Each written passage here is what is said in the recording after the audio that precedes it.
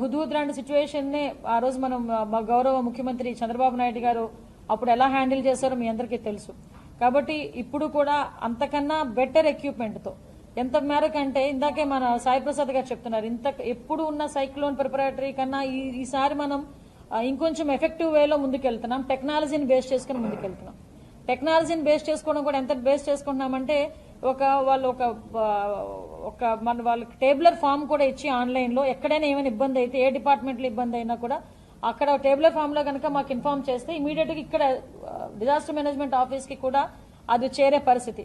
అదేవిధంగా satellite phones ఇంతకు ముందు చాలా తక్కువగా ఉండేవి. Satellite phones high frequency phones దగ్గర నుంచి శాటిలైట్ ఫోన్స్ వరకు ఎక్కడైనా ఇమీడియట్ గా వాళ్ళకి సిగ్నల్స్ లేక వాళ్ళు ఎవరైనా ఇబ్బంది పడితే కనుక విత్ శాటిలైట్ ఫోన్స్ ముందే అక్కడ డిప్లాయ్ చేస్తాం. అంటే ఏదో తుఫాన్ వచ్చింది తర్వాత ఫోన్స్ అన్ని పట్టుకుని ఆఫీసర్లు వెళ్ళడం కాదు. At the same time electrical department వాళ్ళకి కూడా ఇన్స్ట్రక్షన్స్ ఇవ్వడం జరిగింది.